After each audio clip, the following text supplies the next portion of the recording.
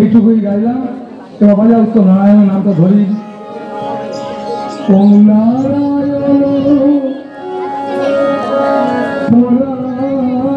বেদা নারায়ণ পরাগেশ্বরা নারায়ণ পরামূর্তি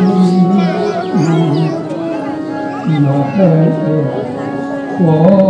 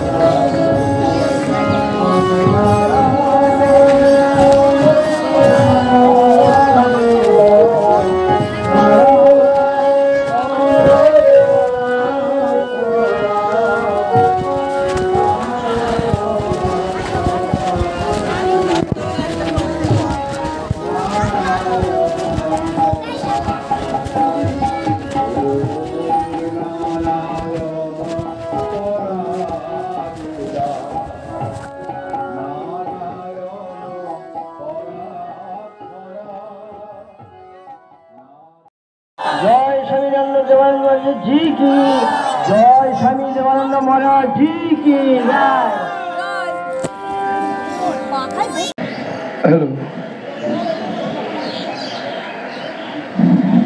প্রথমে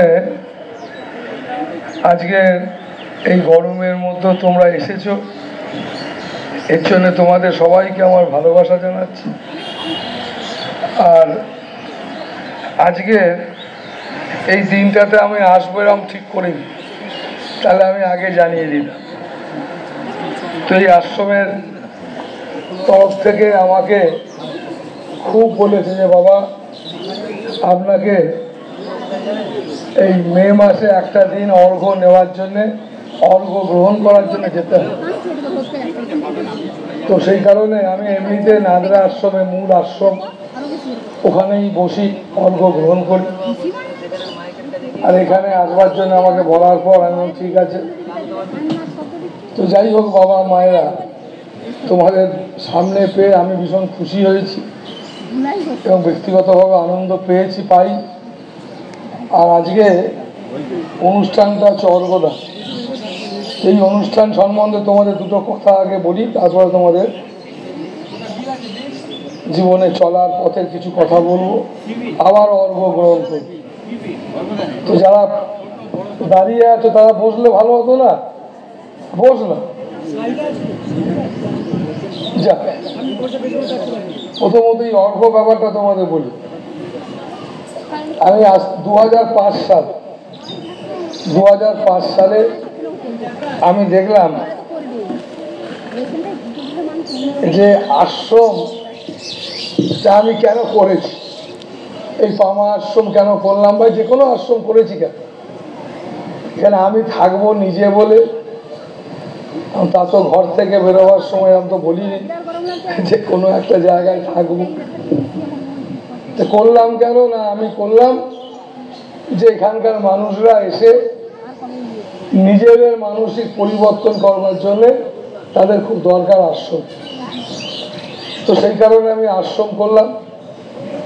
তো আশ্রমটা চলবে কিভাবে না, এখানে প্রত্যেক দিন যে কোনো মানুষ যদি দুধ আসেও, প্রতি মানুষ প্রচুর আসা যাওয়া করে, ডাল ভাত তরকারি প্রসাদ পায়, ফ্যান চলছে, আলো, প্রত্যেক দিন নাম সংকীর্তন, এবং 2-5-7 জন এখানে আছেই। এই সমস্ত জিনিসটা চলবে কিভাবে? এই চলবে কিভাবে? এই 2005 সালে আমি ঠিক করলাম এই ঘরে ঘরে চেয়ে করা চলবে না। এই ঘরে ঘরে কালেকশন করে, ওগো গুরু ভাই 10টা টাকা দিয়ে না হলে চলবে না আশ্রম। আমি এইরকম ভিখিরিপোনা ভাবনা পছন্দ করি না, বুঝতে পারছো? এই ভিখিরিপোনা ভাবনা পছন্দ করি না। তো সেই কারণে কাদের জন্য আশ্রম করেছি তাদেরকে বরঞ্চ দায়িত্ব দেওয়া পারবে। তো তাই তাদেরকে আমি 2005 সালে দায়িত্ব দিলাম যে তোমরা, তোমার কাছে আমাদের কোনো আশ্রম থেকে কোনো আশ্রমবাসী বা কর্মী তারা যাবে না। এখানকার বাৎসরিক উৎসবেতে, বাৎসরিক উৎসব যেখানে যেখানে আশ্রম আছে সেখানে সেখানে 5টা গ্রামে গিয়ে কালেকশন করা, সেবা তোলার পারমিশন দিয়েছি। কেন, একজন মানুষ কেউ যদি বলে আমি সব দেবো তাহলে হবে না, 5 জনকে দিতে হবে।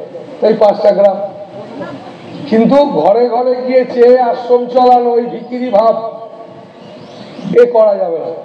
তাই 2005 সালে আমি এটা বন্ধ করে দিই, দিয়ে ঘরে ঘরে চাওয়া বন্ধ করে দিয়ে আমি নির্দেশ দিলাম।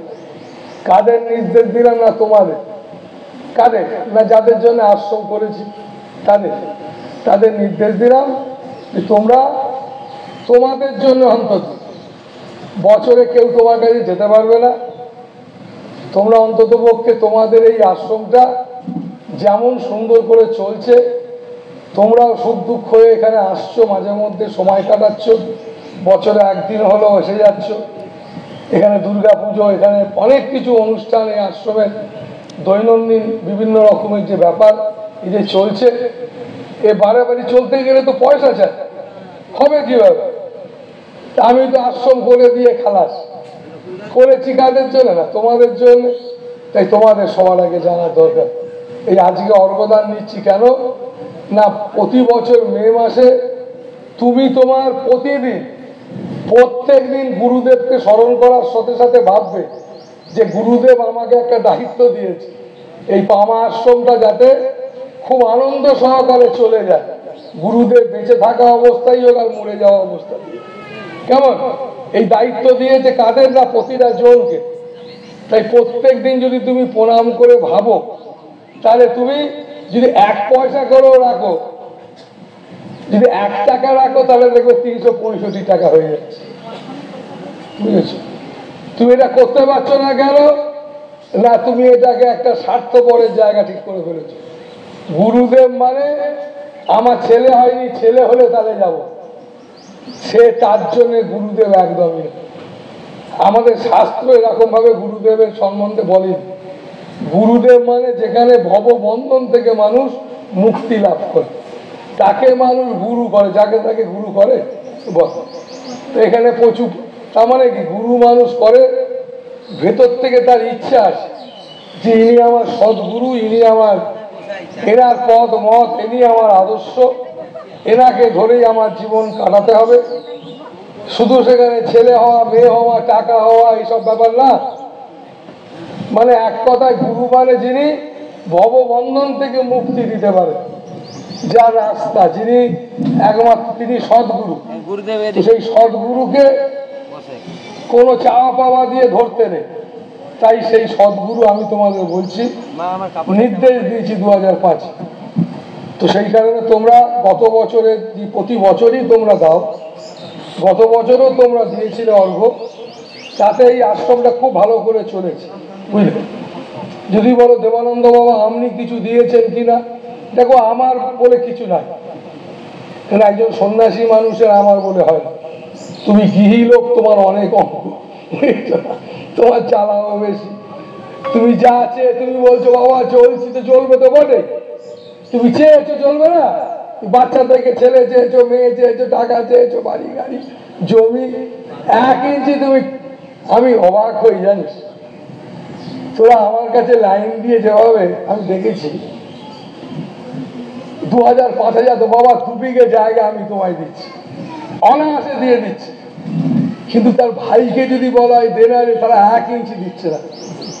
ভাই বোন আত্মীয় বাবা মা এখানে যেন চরম শত্রু, তুমি আমাকে দিয়ে ফেলছো। 10 টাকার জায়গায় 10,000 জায়গায় 50,000 ধার করেও দিয়ে, কিন্তু ভাই বোনকে তুমি দিচ্ছ, কাউকেই দিচ্ছ। কি তোমার মানসিকতা, কিরম ছোট মানসিকতা তোমাদের। আমি তোমাদেরকে বলছি মানে এই কজনকে না, এই জগৎ সংসারকে বলছি। তোমাদেরকে নিয়ে কি আর জগৎ সংসার? এই বিশাল এই জগৎ সংসার এইরকম একটা দৈন্য দশা মানসিকতা কেমন দৈন্য দশা, মানে একদম ভিখিরির মতো মন। তুমি তো কষ্ট পাবে, তুমি বলছো বাবা আমি কষ্ট পাচ্ছি, তুমি তো পাবে। কে তোমায় বাঁচাবে? বাঁচাবার মালিককে। তুমি বাঁচাবার রাস্তা তুমি করেছো? তুমি বাচ্চা থেকে শুধু এটা চাই সেটা চাই অমুক যা চেয়েছো তাই পাচ্ছ। ঈশ্বরকে তো চাওনি, গুরুর দেখানো পথকে ধরে তুমি তো চলতে চাওনি। তুমি কি গুরুর দেখানো পথ দীক্ষা নিয়েছো? দীক্ষা নিয়ে তো গুরুর দেখানো পথ ধরে তুমি তো সাধনা করো। তোমায় কে বলেছে তোমার সংসার ত্যাগ করে চলে যেতে? তোমায় তো কেউ বলেনি যে যেখানে কেউ সংসার ত্যাগ করেছে ভালো করেছো, তুমি সংসার করেছো ভালো করেছো, কিন্তু তুমি কোনো মতেই এসব সংসার করেছো ধর্ম করো। সংসার এবং তার পাশে ধর্ম আছে, ধর্ম করা কাকে বলে তুমি তা করোনি। আবার একজন সন্ন্যাস গেরুয়া পড়েছে, আশ্রমে থাকে, কিন্তু সন্ন্যাস কিন্তু তার ধর্ম সে পালন করে। দুজনেই একই গোয়ালের গরুরে। কেমন তুমি ধর্ম পালন করবে? তুমি সংসারী, তার জন্য তুমি কষ্ট পাচ্ছ, দুঃখ পাচ্ছ, কে তোমার থেকে বের করবে? ওরে বাবা মায়েরা, তো সেই কারণে এই যে তুমি অর্ঘ্য দেওয়ার আমি বলেছি, দেখ আমি যদি টাকা পয়সা সত্যি আমি যদি এই অর্থ পিপাসু বা যাকে বলে অর্থ ছাড়া কিছু না চিনতাম, প্রথমত আমি পামাগাঁয়ে আসতাম, পশ্চিমবাংলায় আসতাম, বিদেশে বলে থাকতাম, ডলার কামাতাম। তো আমি কামাতাম, ক্ষমতা রাখি, সে ক্ষমতা আমার আছে, এসব কামাবার ক্ষমতা আমি রাখি, ক্ষমতা আছে।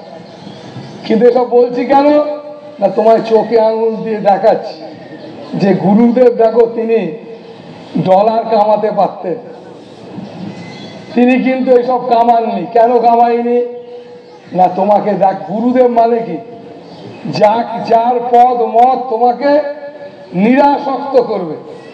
কেমন তুমি সুন্দর, তুমি ভিখিরির মতো থাকবে কেন? কে তোমার ভিখিরির মতো থাকতে বলেছে? বাবা আমি গরিব, কেন তুমি গরিব থাকবে? ফাজলামি পেয়েছো, গরিব হতে এসেছো জগতে। আমাদের ধর্ম, আমাদের আধ্যাত্মিকতা, সাধুরা কোনোদিন তোমাকে ভিখিরি হতে বলে।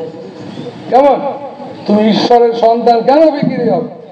তোমার মানসিকতা ভিখিরি, তুমি ভিখিরি মানসিকতা নিয়ে বসে আছো।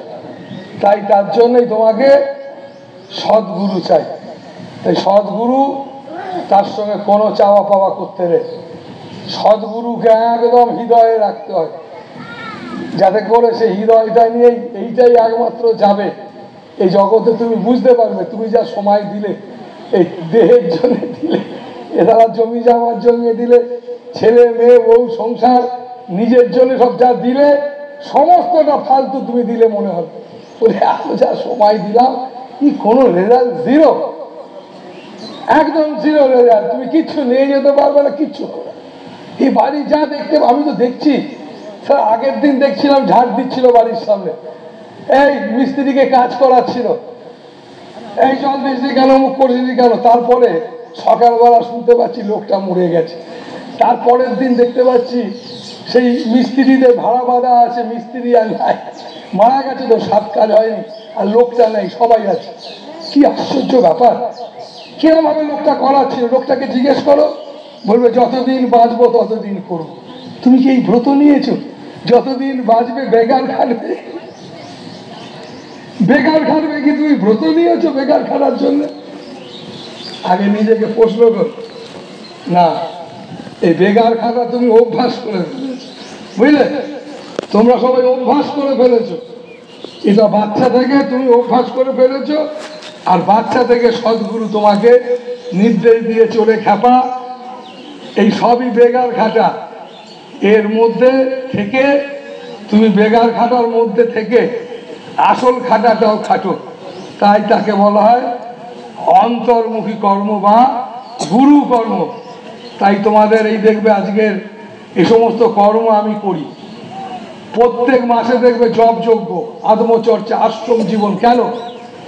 এসব জিনিসগুলো তুমি গৃহী মানুষ, তুমি এই খাবো, শোবো, বসবো, ঘুমোবো, আমিতে তুমি মত্ত। তোমার 24 ঘন্টা এর মধ্যে যাচ্ছে।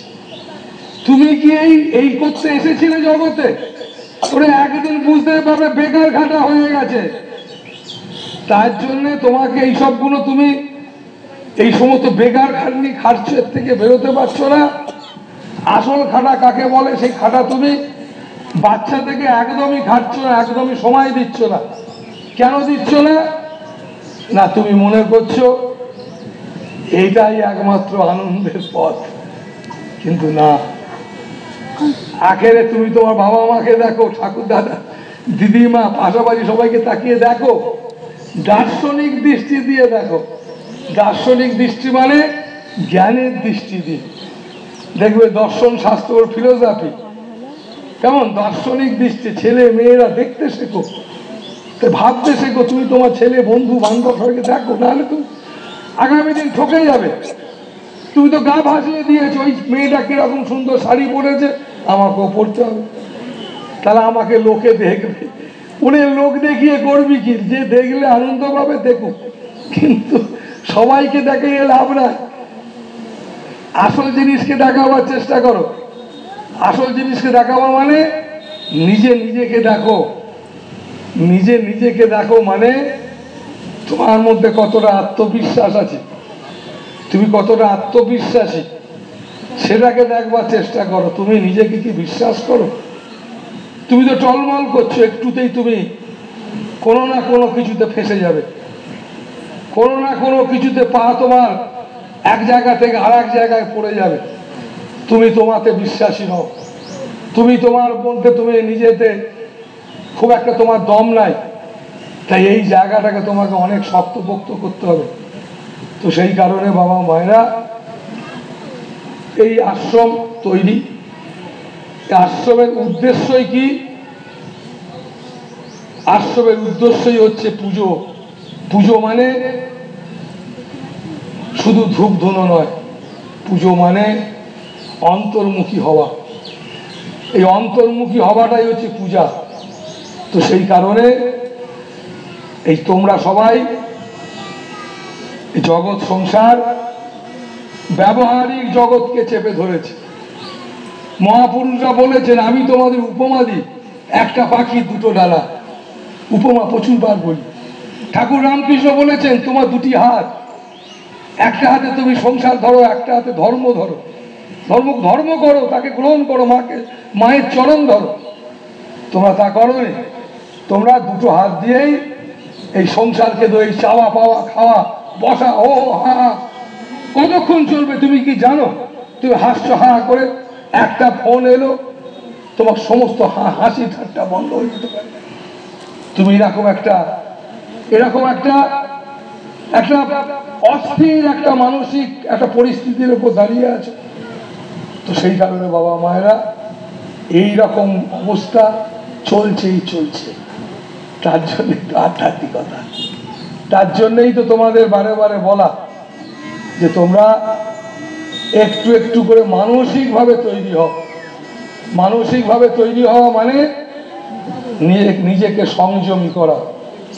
নিজেকে সংযমী করা মানে যাতে আমার মধ্যে পশুত্ব কোনো গুণ ঢুকে না পড়ে। আমার মধ্যে যদি থাকে তো মনুষ্যত্ব গুণই থাকবে। এটাই তো একমাত্র ধর্ম। আমি মানুষ হিসেবে আমার মধ্যে মনুষ্যত্ব গুণটাই এটা থাকবে। এই ব্যাপারে সজাগ থাকা। সাধু সাবধান, সাধু সাবধান। তোমরা সবাই সাধু। সাধু মানে যে সৎ ভাবনায় থাকতে চায়, যে বিভিন্ন বিপদে পা দিতে না চায়, সঠিক পথে পা রাখতে চায়, তাকে সাধু বলে। তাই সাধু সাবধান। সাধু সাবধান মানে আমি যেন পশুত্বের পথে পা দিয়ে না ফেলি। বুঝতে পারছো না? টেলিভিশন থেকে চতুর্দিক দেখতে পাচ্ছ না? তুমি তোমাকে দেখছো না যে কতখানি পশু তুমি নিজেই? যে কিরম ভাবে তোমার বোনকে তোমার ঈর্ষা করা উচিত না, পাশের বাড়ির ছেলেটা, পাশের বাড়ির মেয়েটা, কাউকে ঈর্ষা করা উচিত না। তোমার ভেতরে কিরম একটা, তার ভালো হলে যেন কিরম একটা তোমার হচ্ছে। তুমি তো নিজেকে নিজে দেখো যে তুমি কত পশুত্ব লাভ করে ফেলেছো নাকি? পরকে দেখার দরকার নেই তো। তাই নিজের সঙ্গে নিজে প্রতিবাদ করো। এই প্রতিবাদ করার ইচ্ছাটা এটা গুরুর কাছ থেকে পেতে হয়। এই প্রতিবাদ করার ইচ্ছাটা, নিজের সঙ্গে নিজের প্রতিবাদ করার ইচ্ছা, আমার এই পশুত্বের বিরুদ্ধে রুখে দাঁড়ানো আমাকে, এটা গুরুর কাছ থেকে পেতে হয়। এটাই গুরু সঙ্গে, গুরুর আশ্রমে এসে এটা পেতে হয়, এটা লাভ করতে হয়। যত তোমার এটা শক্তপোক্ত হয়ে উঠবে, তত তুমি মনুষ্যত্বের দিকে এগোবে। যত তুমি মনুষ্যত্বের দিকে এগোবে, তত তুমি দেবত্ব লাভ করবে। দেবত্ব লাভ মানে তোমার ভেতরটা, তোমার মনটা একটু একটু করে, তোমার মন থাকবে না, গুরু হবে। তোমার মনটা যদি গুরু হয়ে যায় কি হবে? তোমার মনটার মন নেই, গুরু হয়ে গেছে। তা তোমার মনটা যদি গুরু হয়ে যায়, তুমিও গুরু হয়ে গেলে। তোমার সকল ইচ্ছা, তোমার সকল চাওয়া পাওয়া সকলটাই গুরু মানে ব্রহ্ম, গুরু মানে ঈশ্বর। তুমি ঈশ্বর হয়ে গেলে। তোমার মনটা যদি ঠাকুর হয়ে যায়, তা ঠাকুরের করতে করতে ঠাকুরের হয়। কিন্তু তোমার মনটাকে যদি তুমি একটা মাছি মনে করো, তাই মাছিটাকে যদি তুমি ধরে রাখো, তাহলে মাছিটা ঘিরে গিয়ে বসবে। আর যদি মাছিটাকে ধরে না রাখো, তাহলে পায়খানায় বসবে। তাই মাছিটা, তোমার এই মন মাছিটাকে যদি ধরে না রাখো, ঠাকুরের দিকে না নিয়ে আসবার জন্য চেষ্টা করো, লড়াই যদি না করো, তাহলে কিন্তু সে তোমার অভ্যাস বশত পায়খানায় বসে আছে, পায়খানায় তোমার অভ্যাস করে ফেলেছো তুমি, তো ওই রকম ভাবেই পড়ে থাকবে। তাই এইটা করার দায়িত্ব কিন্তু তোমার। এটা তুমি কতবার ফুল দিলে আর চন্দন দিলে, এটা একরকম তপস্যা। আর আমি যে তপস্যার কথা বললাম গুরুমুখী, আমি তোমাকে গুরুমুখী হতে বলছি, মানে অন্তর্মুখী হতে বলছি। মানে তোমাকে তোমার মধ্যে একটা শক্তি তৈরি করতে বলছি, গুরু শক্তি, যেটা সৎসঙ্গের থেকে পাওয়া যায়। তাই তোমাদের প্রার্থনা করতে হবে, প্রভু আমি যেন মৃত্যুর দিন পর্যন্ত যেন সঙ্গটা যেন আমি করতে থাকি। সব চলে গেলেও যাবে, সব তো এমনি যাবে, তোমার সঙ্গে যাবে আবার কি? তুমি বলবে সব হারিয়ে গেছে, কিচ্ছু হারাবে না। তুমি গৃহী লোক, আর একজন গৃহী লোক তোমার কথায় তাল মেলাবে, তোমার কথাতে তাল মেলাবে। কেন? আমি দেখো এত বছর ধরে দেখছি, কারোর সঙ্গে যদি 10 দিন আমি বসেছি, একটু হাত বোলাই, স্বাভাবিক কথা, দেবানন্দ বাবা গুরুদেব তিনি আমাকে ভালোবেসেছেন। এই ভালোবাসার লোকগুলো তো মনে মনে স্বপ্ন দেখেছে 400। আর সবাই তো আত্মকেন্দ্রিক, কারোর সঙ্গে কারোর মিল নেই, সবাই সবার ভালোবাসার কথা নিয়েই ব্যস্ত। জানো গুরুদেব আমায় এই বলেছে, আর একজন বলতে গেল জানো আমায় গুরুদেব, তাকে থামিয়ে দিয়ে বলছে দেখ তোর থেকে বেশি বলেছে আমায়। কেমন? এখন গুরুদেব যদি সামনে থাকে কি বলবে? সেই মহাপুরুষদের গল্প আছে, তা আমাকে তাই করতে হবে। এই পামা আশ্রম বলো, যে কোনো আশ্রম বলো, প্রচুর বাবা মায়েরা আছে যাদের সঙ্গে আমার কারোর সঙ্গে হয়তো 10 দিন কথা বলেছি, কারোর সঙ্গে হয়তো শুয়ে বসে থেকেছি, কারোর সঙ্গে হয়তো কিছু, যাই হোক এখনো করে চলেছি, কিছুক্ষণ সময় দিয়েছি, কথা বলেছি। তাদের সব স্বপ্ন তৈরি হয়ে গেছে, সাধু সন্ন্যাসী ব্রহ্মচারী তাদের মধ্যে, তারা সবাই খুব ভালো মানুষ। ঠিক যেমন এক সাধু বাবা, তার গাছের ওপর একটা পাখি আছে বুঝলি, একদল এসেছে, তারা দেখেছে লাল পাখি, একদল এসছে দেখেছে নীল পাখি, একদল হলদে পাখি। তারা সবাই এসে সাধু বাবা কাছে ঝগড়া লাগিয়েছে, আমি হলদে দেখেছি, কেউ বলছে নীল দেখেছি। সবাই এরকম ভাবে আমার কাছে বলতে লাগে। অধিকার জীবের স্বভাব। তুমি 7 দিন সাধুগুরু সঙ্গ করেছ, নিজেকে ধন্য মনে করো, নিজেকে ভেতরে নিজেকে ধন্য মনে করো, ভেতরে ভেতরে, বাইরে না, ভেতরে ভেতরে। ও হে প্রভু, আমি আমার জীবনে গুরুদেবের সঙ্গ 3 দিন করতে পেরেছি, এবং আমার ভেতরটাতে সেই ইচ্ছাটা, মানে যে 3 দিন সঙ্গ করেছি, আমার ছেলে মেয়ে বউ সংসার এই সমস্ত মোহ যাদের ত্যাগ করে যেতে হবে, এরা কেউ থাকেনি। এই 3 দিন আমার মনের মধ্যে বেশিক্ষণ থাকিনি, আর বাদ বাকি সময় এরাই চেপে ধরে থাকে। টাকা পয়সা গয়না গাটি এরাই চেপে ধরে থাকে। গুরুদেবের সঙ্গে 3 দিন সঙ্গ করাতে আমার 3 দিন এরা কম ছিল। এই নিয়ে সে আনন্দে আত্মহারা। একে আধ্যাত্মিক ভাবনা চিন্তার লোক নয়। তার কিছু হবে, তার কিছু হয়েছে। আর বাদ বাকি যারা স্বপ্ন দেখে বেড়াচ্ছে, গুরুদেবের সঙ্গে চা খেয়েছিলাম, এগুলো যে ফাজিল ফাজিল ভাবনা চিন্তা, মানে চরম বিষয়ী। এদের আধ্যাত্মিকতা ধারে কাছে নেই, এদের কোনো ধ্যান ধারণা নেই। কেন না, তুমি কার সঙ্গে গল্প করেছো? তুমি ভাব দেখাচ্ছ যারা তোমার মেসোমশাইয়ের সঙ্গে। ওরে যার সঙ্গে গল্প করেছিস গুরুদেব, যে তোর মতো কামনা বাসনা নিয়ে যার চিন্তা ভাবনা না, যার বাবার মা, জায়গা জমি, ছেলে মেয়ে, লোভ লালসা, টাকা পয়সা, মান ইজ্জত, এই সমস্ত যে ভাবনা চিন্তা করে না, এই রকম একটা লোককে নিয়ে তুই ভেবেছিস। তো তার ভাবনা চিন্তাটা মেসোমাসি, দাদা, কাকা, নেতা নেত্রীদের মতো হবে না অন্য কিছুদের মতো হবে? এটা হিসেব করলেই বোঝা যায় নাকি? এটা হিসেব করলেই বোঝা যায় তুমি গুরু মানে কিরকম, তার চিন্তা ভাবনা কিরকম, তা সেই রকম ব্যক্তি চিন্তা ভাবনার সঙ্গে সেই ব্যক্তিদের সঙ্গে দর্শন হলে কিরকম হতে পারে। তাই শাস্ত্র বলেছে সাধু দর্শন মানব জীবনে ধন্য লাভ, সদ্গুরু দর্শন মানব জীবন ধন্য হয়। কার জন্য ধন্য হয়? শ্রদ্ধাশীল জন্য। কাকে শ্রদ্ধাশীল বলে? তাদের শ্রদ্ধাশীল বলে যারা আমি খাবো, আমি শোবো, আমি নেবো, আমি দেবো, আমার ছেলেটা, আমার মেয়েটা, আমার নাতি নাতনিটা, এদেরকে শ্রদ্ধাশীল বলে না। এরা নিজের নিয়েই ব্যস্ত, এদের স্বার্থপরও বলে না, বোকা বলতে পারে, বোকা বলতে পারে, বুঝতে পারছি না বাবা মারা? বোকা। নিজেরা নিজেদের পায়ে কুড়ুল মারছে, আর একটা সময় পা ধরে চেল্লাচ্ছে, কেমন বোকা। তো সেই কারণে চালাককে, যে সেই কথা আছে না, চালাক মাছ সেই যে জেলের পায়ের তলায় থাকে। জাল ফেলেছে পুকুরে, সব জায়গায় তো জাল, শুধু জাল নেই জেলের পায়ের তলায়। তাই যে চালাক মাছ সে জেলের পায়ের তলায় থাকে। কেন না, সেখানেই একমাত্র জাল পড়েনি, তাই সে বেঁচে যায়। তাই তোমাকে একমাত্র মাথায় রাখতে হবে যে তুমি আমার প্রভু, তোমার পায়ের তলাতেই আমার স্থান হোক, চিরদিনের স্থান হোক। আমার যা আছে, যা ছিল, যা আছে, থাকবে কতক্ষণ, যাবে কতক্ষণ, এতক্ষণের হিসাব না করে তুমি আমায় কর্ম করাচ্ছ, তোমার দাস হয়ে কর্ম করব, আর আমি তোমার চরণ তলে থাকবো, নাকি? এইরকম একটা মানসিক ইচ্ছা তোমাদের মধ্যে রাখো।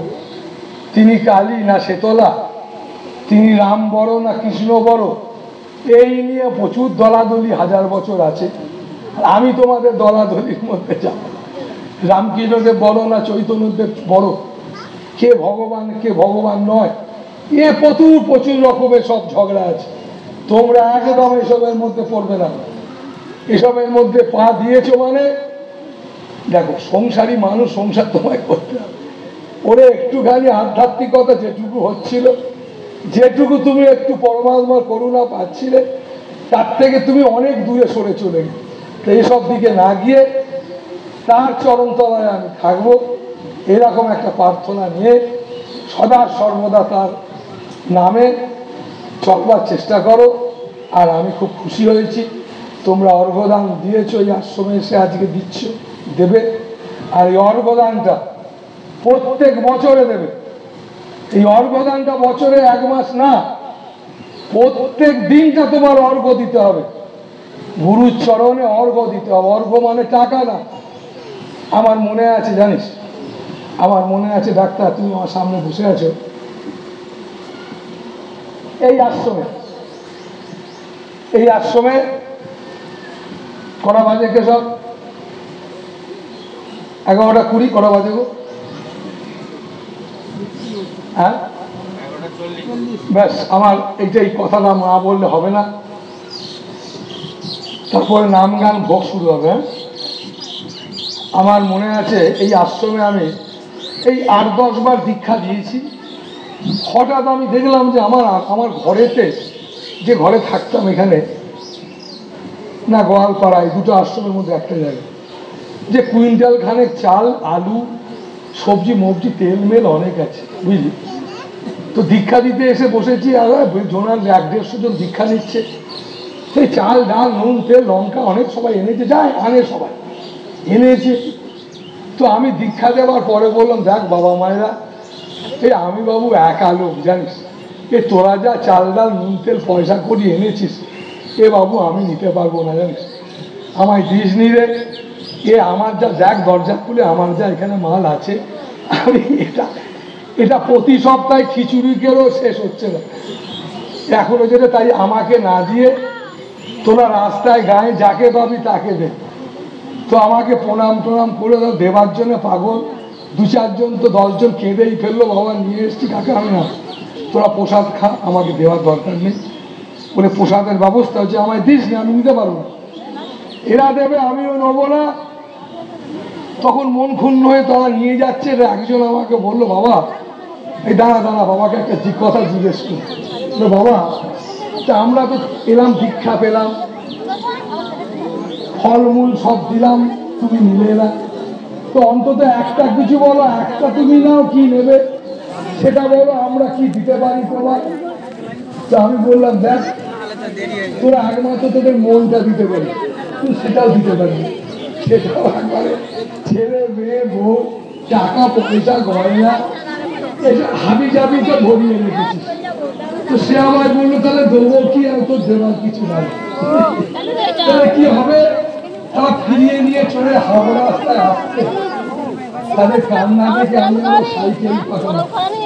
তো আমি এই যে অল্প তোমরা যারা দিলে, এই যে তোমরা যারা চাল ডাল মুখে দিতে আসছো, আমি যদি বাড়ি চান্স একটা বছর তোমাদের কাছ থেকে কিচ্ছু নেই, ভেবো না যেন দেবানন্দ বাবা আসলে চাল ডাল রুটি খাবার দাবার বন্ধ হয়ে যায়। কেন না, তিনি হচ্ছেন অন্নপূর্ণা, নাকি? আর যারা অন্নপূর্ণার সন্তান, অন্নপূর্ণা তোমাদের মধ্য দিয়ে তিনি হাজির করে দেবেন, আজকেও দিয়েছেন। তো সেই কারণে তোমাদের আমি বলি, শোনো, যে তাই তোমাদের দেবার কিছু নেই, তুমি দেবে কি আমার? তোমার মনটাই তো নানান রকম দিয়ে ভরিয়ে রেখেছি, তার মধ্যে থেকেও যদি একটু একটু করে দিতে পারো মনটা, নাকি, তাহলে সেটাই হবে তোমাদের দেওয়া। আর সেটা দিতে পারবে যদি নিজেকে একটুখানি সংযম। ভালো থাকো বাবা মায়ের, আর আমি অর্ঘ নেবো।